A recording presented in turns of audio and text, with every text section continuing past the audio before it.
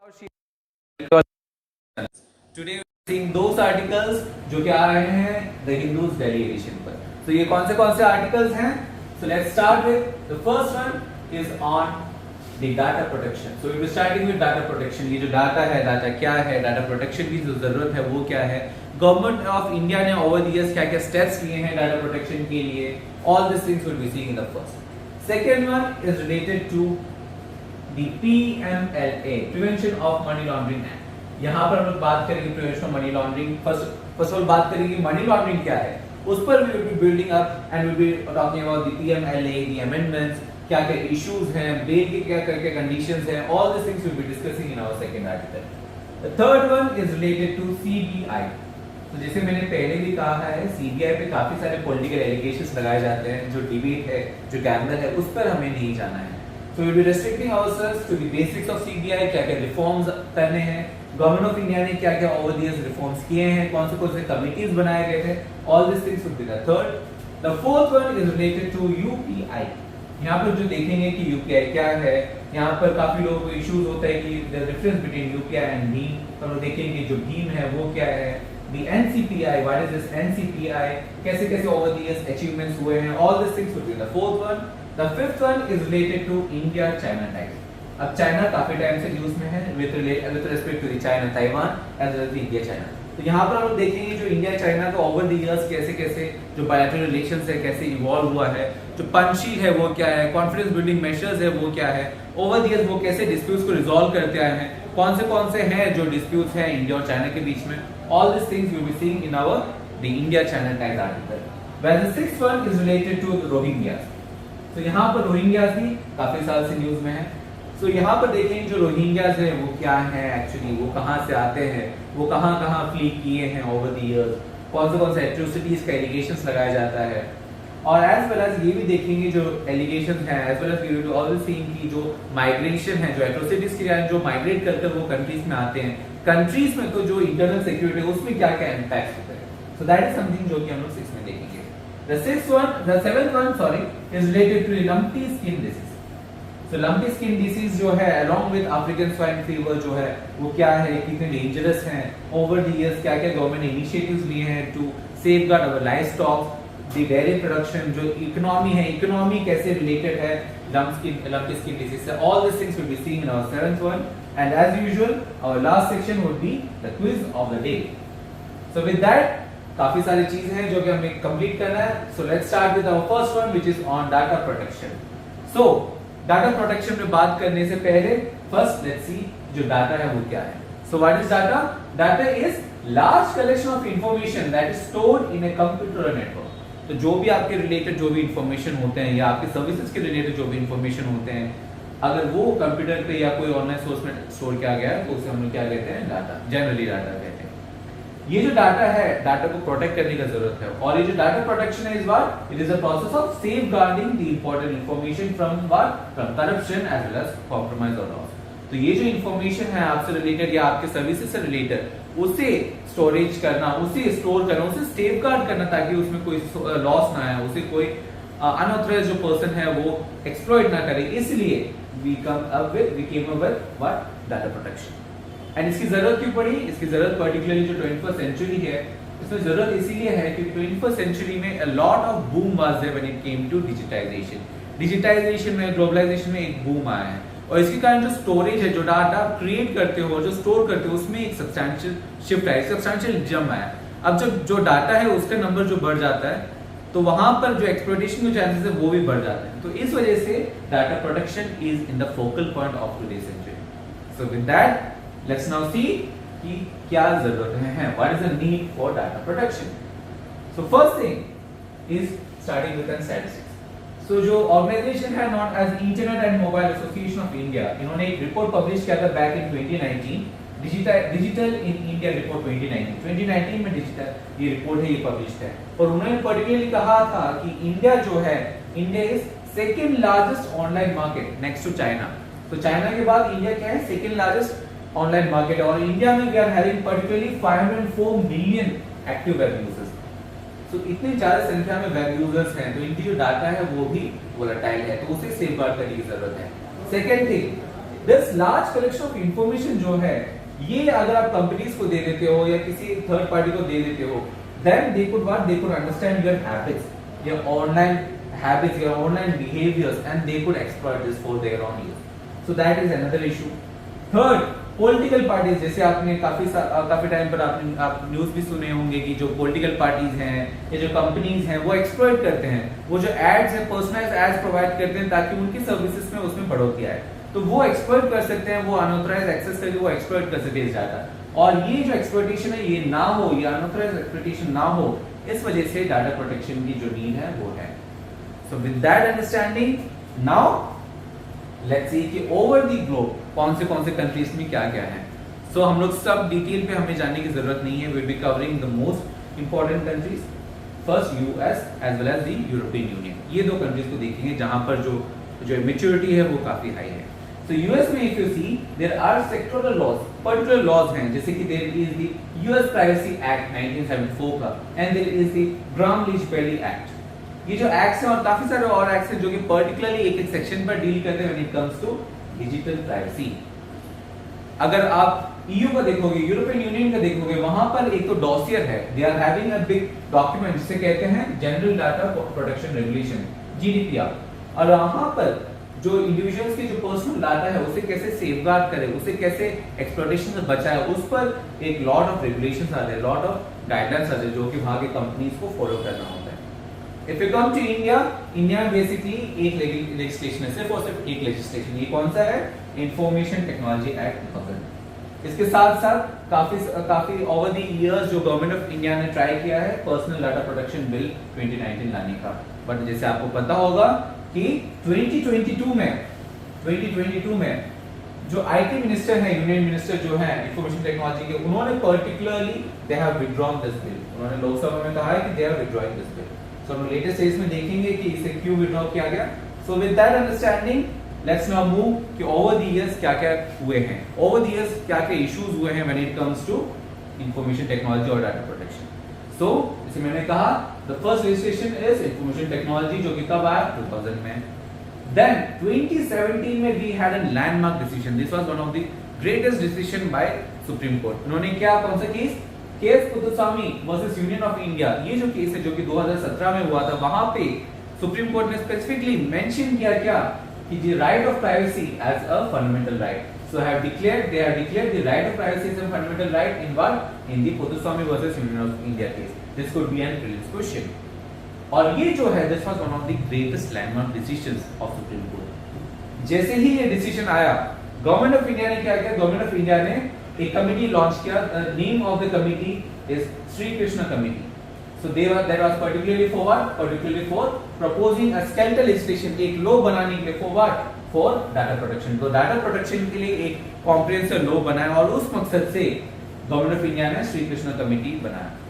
Then क्या हुआ? 2018 में ये जो कमिटी बनाया गया था, ये committee came up with its report, एक ड्राफ्ट प्रपोजल लाया, एक ड्राफ्ट लेजिस्लेशन लाया, and that legislation was known as Personal Data Protection Bill 2018. फिर गवर्नमेंट ऑफ इंडिया ने काफी कुछ छोटे मोटे चेंजेस किए. उसके बाद government of India came up with a new bill known as the Personal Data Protection Bill 2019.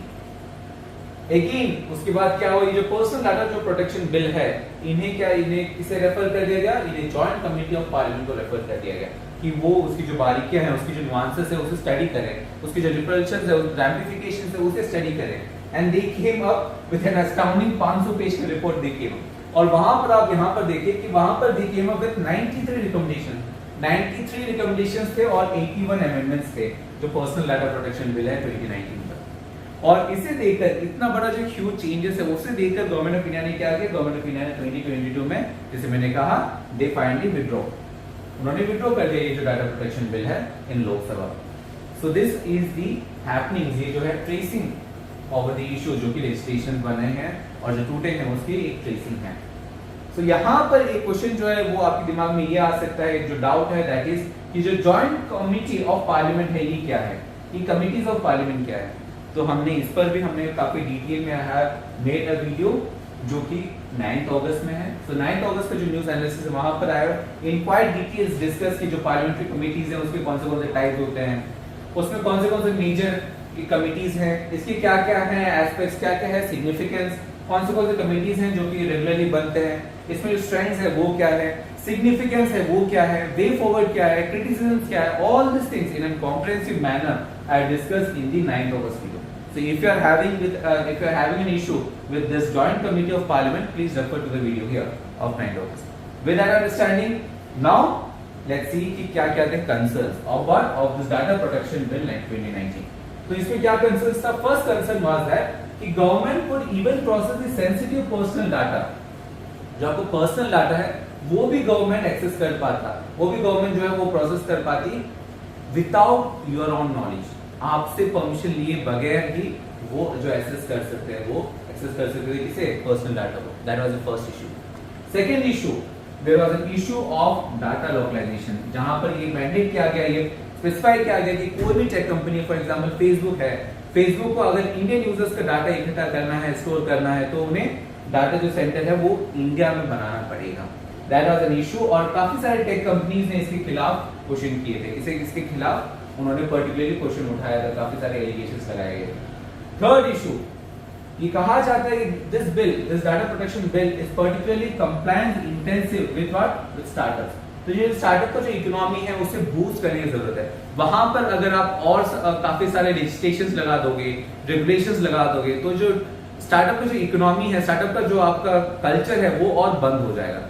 So this bill was against the startup culture. वहां पर it was making what? Startup culture more difficult. It was a compliance intensive when it came to startups. Fourth aspect is that जो joint committee of parliament है, जिसे बनाया गया था, जिसे refer किया गया था ये बिल, उसमें उसकी जो रिपोर्ट है उसके बेसिस पर जो श्री कृष्णा कमेटी के जो चीफ थे, पर्टिकुलरली जस्टिस श्री कृष्णा, उन्होंने पर्टिकुलरली कहा है, स्पेसिफिकली मेंशन कि it was heavily in favour of the government. ये जो बिल है ये किसके फेवर में है? गवर्नमेंट के फेवर में है. तो government if they want, they can even utilize, they can even exploit this data against the person. So there was a tendency, यहाँ पर जो गवर्नमेंट को काफी सारे छूट दिए गए थे. गवर्नमेंट में जो जवाबदेही का जो अमाउंट होता है, जवाबदेही या अकाउंटेबिलिटी का जो एस्पेक्ट है, वो कहीं ना कहीं कम था. And that is one of the reason कि काफी सारे चेंजेस किए गए थे, काफी सारे चेंजेस प्रपोज किए गए थे. और इन ऑल 93 रिकमेंडेशंस थे और 81 अमेंडमेंट्स. और इसे देखकर गवर्नमेंट ऑफ इंडिया ने ये जो बिल है ये विथड्रॉ कर दिया. So now I think you have understood all the aspects of this data protection bill. With that, now let's see next article which is on bail impossible. अब ये जो making bail impossible है, that is particularly related to the PMLA, Prevention of Money Laundering Act. और Prevention of Money Laundering Act पे काफी time से, 2-3 हफ्तों से काफी टाइम से न्यूज में कवर किया गया है PMLA. And we have also in detail explain the aspects of Prevention of Money Laundering Act. और जैसे मैंने स्टार्टिंग में कहा, ये हम लोग directly Prevention of Money Laundering Act discuss नहीं किए, बट हम लोग ने बेसिक से डेवलप किया. We have even discussed the aspects of money laundering. Money laundering क्या होता है, मनी लॉन्ड्रिंग के कौन से स्टेजेस होते हैं, how money laundering is related to drug trafficking, how money laundering is related to terrorist activities. और उसके बाद उसे बिल्ड अप करने के बाद we are talk about the prevention of money laundering act. यहाँ पे हमने कंपेयर किया था कि क्या क्या अमेंडमेंट्स लाए गए हैं, कैसे जो एनफोर्समेंट डायरेक्टरेट है उसका जो मैंडेट है वो बढ़ाया गया है, कैसे जो बेल कंडीशंस है वो स्ट्रिंजेंट कर दिए गए हैं, क्या क्या इश्यूज हैं बेल में. All this things we have discussed in the 28 July video. So please refer to the video, you would get a comprehensive picture of this PMLA. With that, now let's move to Spirit and Pattern. अब ये जो tagline है ये काफी interesting है, Spirit and Pattern. और ये जो टैगलाइन है इट्स रिलेटेड टू सीबीआई. तो जैसे मैंने स्टार्टिंग में भी कहा, सीबीआई पे काफी सारे टाइम्स पॉलिटिकल एलिगेशंस लगाए जाते हैं, काफी सारे पॉलिटिकल डिबेट्स होते हैं. बीजेपी कांग्रेस को एलिगेशंस लगाते हैं, कांग्रेस बीजेपी को, आप भी बीच में आ जाता है. सो ये जो पॉलिटिकल गैम्बल है, ये जो पॉलिटिकल खिचड़ी है, इस पर हमें नहीं घुसना. As an UPSC aspirant you should understand the basics of CBI. CBI के क्या क्या बेसिक्स हैं, सीबीआई के क्या क्या शॉर्टकमिंग्स हैं, सीबीआई में ओवर द इयर्स कौन से रिफॉर्म्स लाने हैं, कौन से रिफॉर्म्स लाए गए हैं. And all this things we have discussed in the 20 August video, जहां पे I started with the basics of CBI. CBI के क्या क्या बेसिक्स हैं, स्टैट्यूटरी बॉडी है कि नहीं, क्या है वो, नोडल पॉलिसी एजेंसी है कि नहीं, उसकी जो मैंडेट है वो कौन से एक्ट से अगेंस्ट आता है, how statutory body is different from constitutional body. All this things I have discussed. और इससे बिल्डअप कर I even discuss the issues with CBI, कौन से क्या है सिग्निफिकेंस सीबीआई का, over the years government of India ने क्या क्या मेजर्स लिए हैं, ओवर द इयर्स कौन से रिकमेंडेशंस दिए गए हैं, जहां पे हम लोग ने सेकंड एआरसी और काफी सारे कमिटीज पे डिटेल पे हम लोग ने बात की है. So please refer to the 20 August video here that would help you to get a comprehensive picture on the issue of CBI. With that, now let's move to our fourth article which is on UPI. So UPI पे जाने से पहले let's start with the basics. So starting with the basics is digital divide. Digital divide है वो क्या है? So what is digital divide? It refers to the gap. It refers to the gap between the demographics and regions that have access to modern information and communications as well as those who doesn't. तो जो लोग हैं जिनके पास technology है, technology नहीं है, और जो लोग हैं जिनके पास टेक्नोलॉजी है, इनमें जो डिस्टेंस है, इनमें जो डिफरेंस है, इसे क्या कहते हैं हम लोग? इसे कहते हैं, ये जो गैप है, इसे क्या कहते हैं? इसे कहते हैं हम लोग डिजिटल डिवाइड. अब ये जो डिजिटल डिवाइड है ये काफी डिफरेंट टाइप्स के होते हैं. There can be a digital divide between the developing as well as the developed countries. Developing और डेवलप्ड कंट्रीज में होते हैं. डेवलपिंग कंट्रीज में ही you are having this urban rural divide, linguistic divide जो कि हम लोग लेटर स्टेज में देखेंगे. सो इस गैप को कम करने की जरूरत है. सो with that let's now see कि डिजिटल डिवाइड के क्या-क्या एस्पेक्ट्स हैं. तो जैसे मैंने कहा डिजिटल डिवाइड काफी प्रकार के होते हैं. It could take many forms. The first one is the urban rural divide.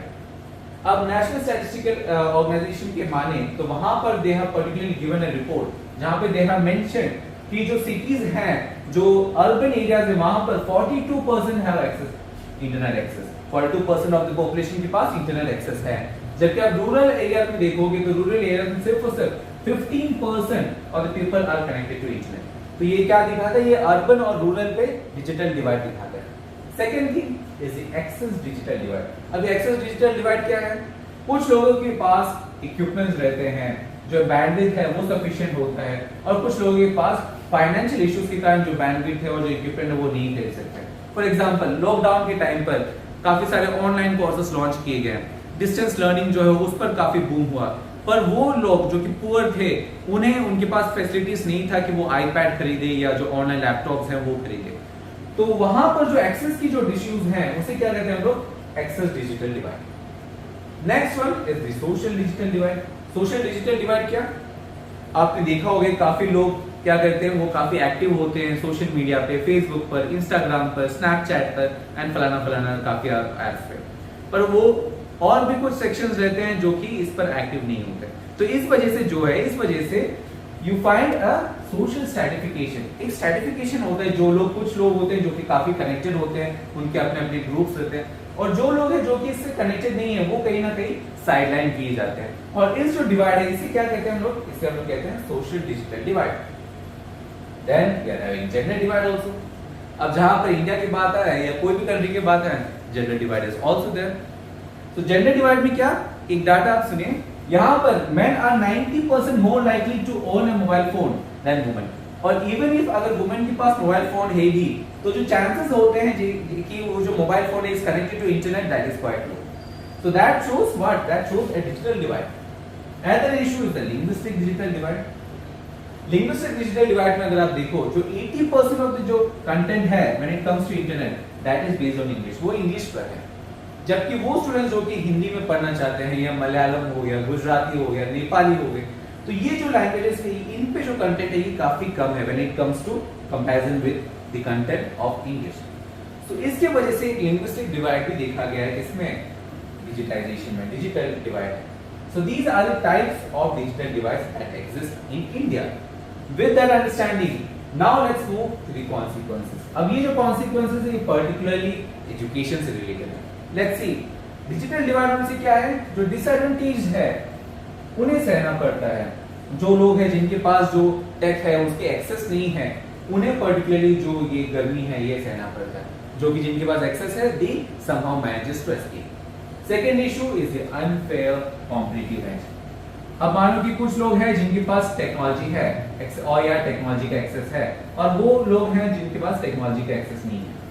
So those people who are having an access to technology are having what? Are having a competitive edge, having an advantage over those who are not having technology, yeah, who are not having access to technology. So that is another issue. Third issue is disparity in learning में disparity होती है। जो लोग जिनके पास जो laptops हैं या जो आईपैड हैं, ऐसे सब फैसिलिटीज नहीं है, तो उन्हें ऑनलाइन सोर्सेज रेफर करने में काफी दिक्कत आती है, क्योंकि वो रेस्ट्रिक्ट होते हैं किससे, पेन एंड पेपर मेथड से। तो इस वजह से एक डिस्पैरिटी इन लर्निंग भी है। We are also having a productivity loss when it comes to course. तो जो गरीब है उनके पास एक अफोर्डेबिलिटी नहीं रहता है, क्योंकि ये जो इंस्ट्रूमेंट्स हैं, लैपटॉप्स हैं, कैमरास हैं, दीज आर क्वाइट एक्सपेंसिव, तो ये अफोर्ड नहीं कर पाता, और इस वजह से उनकी जो प्रोडक्टिविटी है, जो एजुकेशन लेवल है वो भी कम जाता है, और एजुकेशन लेवल कम होने के कारण उनकी जो प्रोडक्टिविटी है वो भी कम जाती है। So these are some of the major consequences, the ramifications of what, digital divide. With that understanding, now let's move to the payment methods. अब ये पेमेंट मेथड्स क्यों हम लोग एक्सप्लेन करें, ये आपको लेटर स्टेज में पता चलेगा, but again as I told, we have a culture of building from base. So यहाँ पर let's see the difference between NEFT, RTGS and IMPS. So NEFT is what? NEFT is National Electronic Fund Transfer. RTGS is real time gross settlement and IMPS is immediate mobile payment system. So यहाँ पर अगर आप देखो जो minimum amount है जो आप transfer कर सकते हो इन तीनों तरीके से, इस डिफरेंस।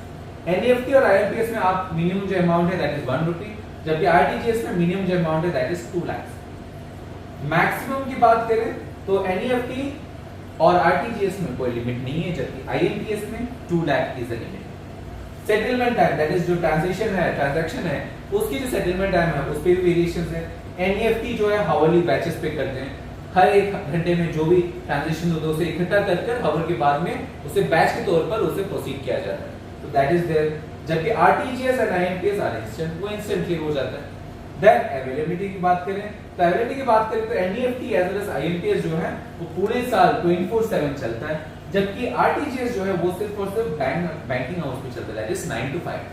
देन ट्रांसफर चार्जेस, और जो ट्रांसफर चार्जेस है वो वैरी करता है बैंक टू बैंक, वैरी करता है कि आपका कैनरा बैंक में है या एसबीआई में है या दूसरे बैंक्स में है, that varies from bank to bank जो रेट्स है। With that understanding, now let's move to UPI. क्या है UPI? So what is UPI? So it is a real-time payment system that helps in an instant and quick transfer of the funds through bank accounts. तो दो bank accounts के बीच में जो transfer है उसे क्विकली और इंस्टेंटली करने की जो मेथड है उसे क्या कहते हैं हम लोग? पेमेंट सिस्टम है, उसे कहते हैं हम लोग यूनिफाइड पेमेंट सिस्टम, जो कि है which is abbreviated as UPI. Second, ये जो ट्रांसफर है this is done through what? This is done through a mobile application. Then it is what? It is a kind of advanced version of IMPS. Now I think अभी आपको समझ में आया होगा why I have explained the differences between NEFT, RTGS, IMPS. Why? Because this UPI is an advanced version of IMPS. Then this is launched by what? This is launched by NPCI, that is National Payment Corporation of India. कब launch किया गया था? 2016 में। And ये जो UPI है, this is the currently the biggest operating system. Currently biggest operating system जो है NPCI जो है, उनके अंदर काफी और सिस्टम्स है जो कि वो ऑपरेट करते हैं। उन सिस्टम्स में से 5-6 सिस्टम्स जो है वो ऑपरेट करते हैं। इनमें से सबसे जो बड़ा सिस्टम है जो कि वो ऑपरेट करते हैं that is what? That is UPI. So UPI is a trace for India. So with that understanding, next thing जो आपको डिस्कस करना है दैट इज एनपीसीआई।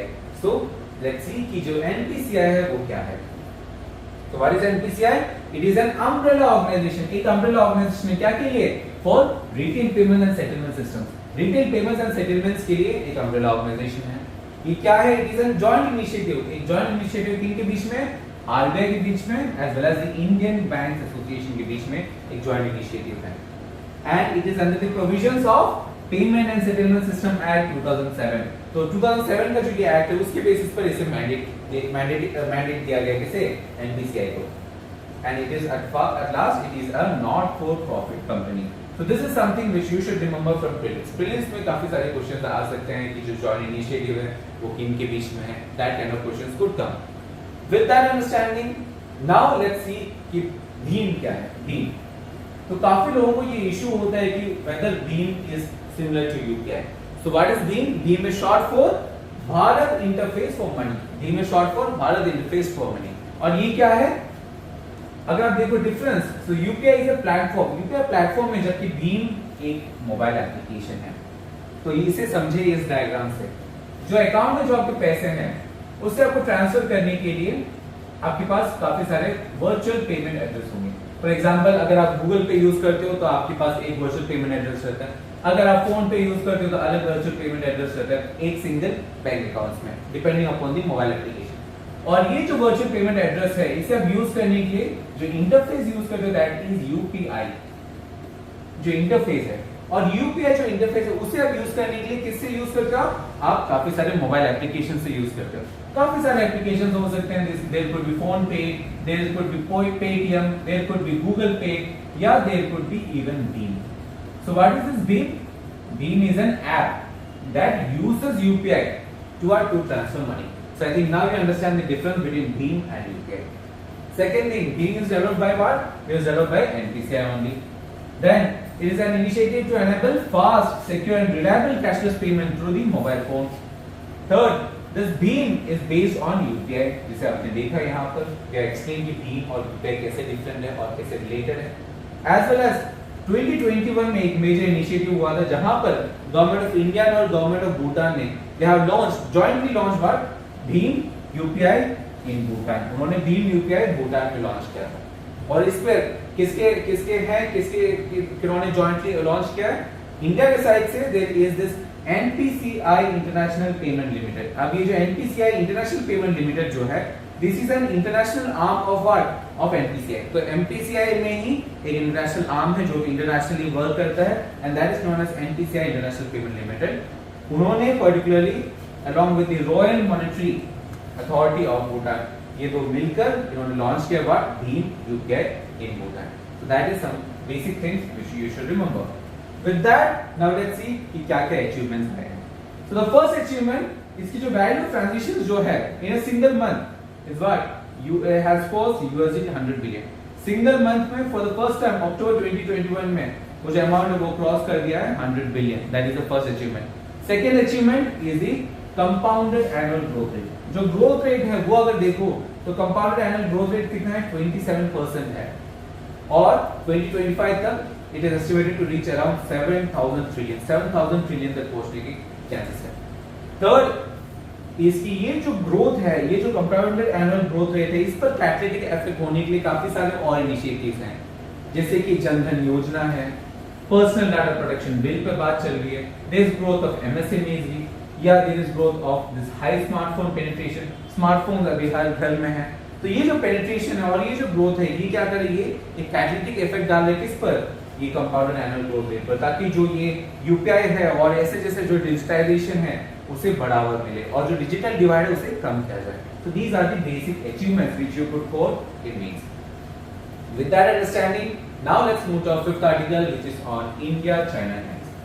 जैसे मैंने स्टार्टिंग में भी कहा, चाइना काफी टाइम से न्यूज में है, whether it's related to India, India के साथ भी काफी टेंशन में रहा है, as well as related to Taiwan. तो ताइवान के साथ पर काफी सारे इश्यूज हैं और न्यूज में हम लोग कवर कर चुके हैं। तो ये जो न्यूज है we have covered in the 6 August. 6 अगस्त की जो न्यूज है वहां पर मैंने काफी डिटेल में I have discussed with the tracing of India China relations. मैंने ट्रेस किया है स्टार्टिंग से, कैसे पीआरसी, आरओसी, पीआरसी में कौन से पॉलिटिकल पार्टीज थे, आरओसी में कैसे क्यूमिंगटांग केम, आरओसी में कौन से हैं क्यूमिंगटांग एंड डीपीपी, फिर ओवर द इयर्स कैसे कैसे लॉन्च हुआ है, ओवर द इयर्स क्या है, पंचशील क्या है, कॉन्फिडेंस बिल्डिंग जो मेजर्स हैं वो क्या है, all this things we have discussed in the 6 August video. क्योंकि जो पंचशील जैसे डॉक्यूमेंट है they are crucial, they are kind of backbone of the India's foreign policy. So Panchsheel और confidence building measures, all this things we have discussed in the 6 August. This would give you a comprehensive understanding.